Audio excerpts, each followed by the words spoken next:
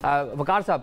Iran के पास अब जो ऑप्शंस हैं वो ऑप्शंस क्या बन जाते हैं उसके पास, और क्या लगता है आपको कि जो अमरीकी इस खित्ते के अंदर जो इंटरेस्ट है ईरान उसको निशाना बना सकता है? I think I'll quickly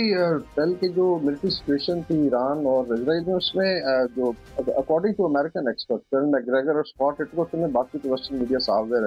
मैंने लॉबी को फॉलो करता है, it was almost I would say कि ह्यूज डेंटेड,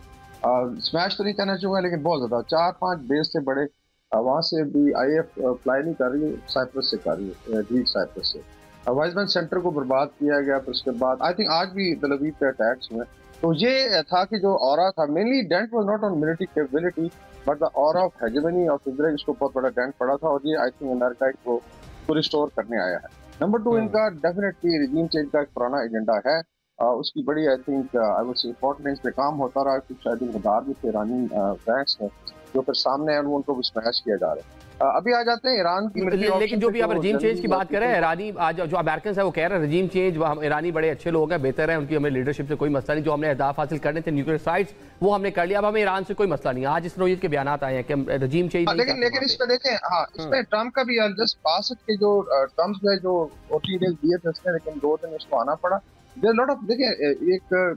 रशिया और यूक्रेन की भी पीस टॉक्स हो रही थी, इधर संबोल लिया रहे और यहाँ पे, और एक रात पहले एक बड़ा अटैक करवाया गया था फॉल्स फ्लैग जो है with in I think Russia, और फिर पुतिन साहब को इतना मजबूर होना पड़ा कि फिर जंग शुरू की। There is I think neocon Zionist lobby एक है, दूसरा जो एस्टेब्लिशमेंट है असल में अमेरिका में, जो ट्रांस अटलांटिक आज जर्मनी जिसमें बड़ा पार्टिसिपेट कर रहा है, फिर CIA है, उसके बाद military industry complex, they want basically war, they want unlimited war ताकि chaos हो और they feel they can control. तो आई थिंक उसमें शायद मजबूर भी किया गया है, जो Trump was able to push Pakistan and India for peace, लेकिन यहाँ पे फिर नाकामी हुई है, ये भी एक फैक्टर हो सकता है। अभी आ जाते हैं मिलिट्री ऑप्शन पे क्विकली। जो है, एक तो जोग्राफिकल जो स्ट्रेंथ है ईरान की,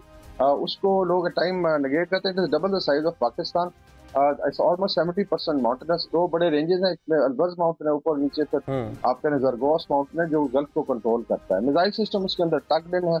and I feel even nuclear asset भी डिस्पर्स्ड है। ये नहीं हो सकता कि 3 जगह पे रखे गए थे और वहाँ पे हट किया, स्पेशली जब ईरान को पता था। अभी आ जाते हैं कि मिसाइल पार तो आपने देख लिया, इट इज कंटिन्यूइंग, और अभी अपग्रेडेड मिसाइल ने आना है। बाकी 19 सबमरीन है इनकी, जो आई फील के दे आर ऑलरेडी आउट,